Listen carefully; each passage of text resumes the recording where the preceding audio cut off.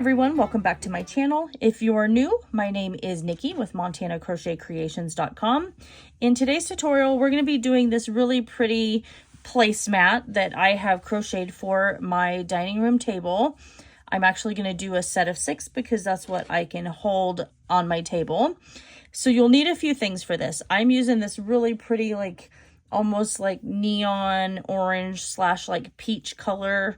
I guess I would maybe say peach on my table. It's actually I love this yarn from Hobby Lobby. It is the color mango here.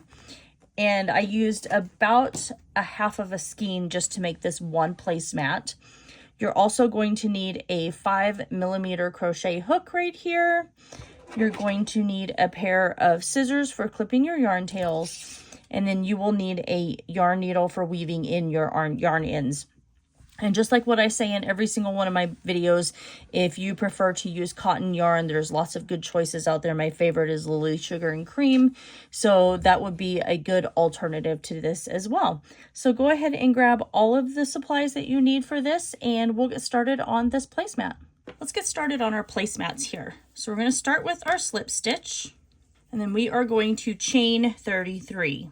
3, 4, 5, 6, 7, 8, 9, 10, 27, 28, 29, 30, 31, 32, and 33. So if that right there looks like it's a decent width for you for your placemat, then that's what you're going to stick with. Otherwise, if it doesn't seem like it's long enough or wide enough, then you can add a few more, but I'm going to stick with 33 because I'm going to add a border to this placemat. So we're going to go into our second chain from our hook right here, and we are going to place a half double crochet. So we're yarning over, inserting our hook into that second chain, and drawing up our loop. We've got our 3 loops on our hook right now. Now we're going to yarn over and pull through all 3 of those. That's our first half double crochet. Now we're going to half double crochet in each chain all the way till we get to the very end. So keep working that. I'll meet you back when we get to the very end and we'll continue on from there with working on this placemat. All right, I'm at my very last chain. I'm going to place my half double crochet and then I'm just going to chain 1 and I'm turning my work. So now we're just going to repeat what we just did. So we're yarning over, going into our chain 1 space and placing our half double crochet. And we're going to half double crochet in every one of our stitches all the way to the end. These placemats are super beginner friendly. So if you're just learning how to crochet, then this is going to be the perfect placemat project for you. So keep working that. I'm going to work mine until my placemats measure approximately 17 inches wide.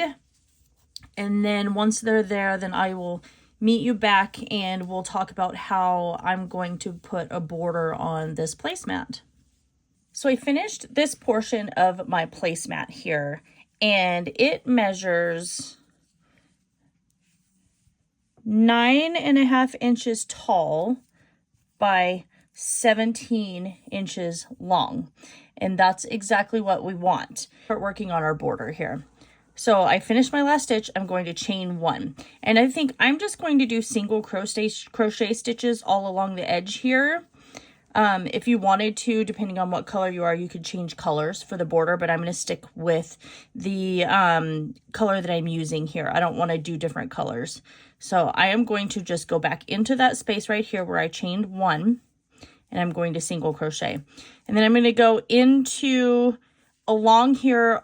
You can see there's not really stitches along the edge, but you can kind of see where the beginning of each row started. So that's where I want to go in and create my single crochet stitch. And we're going to do this all along the edge right here until we get over to this corner. So when we come to that corner right there, then I will meet you back and I'll show you what we're going to do in order to round the corners of this placemat. So I'm at the corner stitch right here. So we're going to go into our corner stitch and we're going to place 3 single crochet. So there's 1, 2, and now we have 3. And what that's going to do is going to allow us to go around this corner and create kind of a curve. And so now we're going to come along the edge here, and this here where we started, that is where we did our original chain. And we're going to go into each one of those chains and of the other side, and we're going to place a single crochet. So we're going to single crochet all the way along the edge right there. Sorry, I may have been out of shot right there, so I'll try not to. So we're just going to single crochet all along this edge. I am crocheting over my yarn tail, so I don't have to weave that in. That's one of my favorite things to do whenever it's an option, is crocheting over that yarn tail. So we're going to do this all the way along the edge here until we come to the next corner, and then we are going to place 3 single crochet in that next corner. So now we're going to go into this last chain, and we're going to place 3 single crochet in that same chain, just like that. It's going to allow us to go around the corner. We're going to turn our work, and then we are going to work in this each of these little individual holes along here, since there's not actually a stitch right there, just like we did on the other side. And we're going to complete that all the way until we come back to the beginning over here where we just started. And we're going to chain 1, and I will meet you back there because we're just going to continue working on this. I think I'm going to do about 3 rows, but I will meet you back, and then we will do talk about 1 more round, and then it'll be up to you on how many rounds you want to do in order to complete the border of this. All right, I'm coming up to my last stitch right here, and I'm going to slip stitch to that first single crochet right there. Now what we're going to do is we're just going to chain 1. We're going back into this single crochet, this stitch that we single crochet or we slip stitched to, and we're going to place our single crochet. A single crochet in each stitch all the way along the edge here.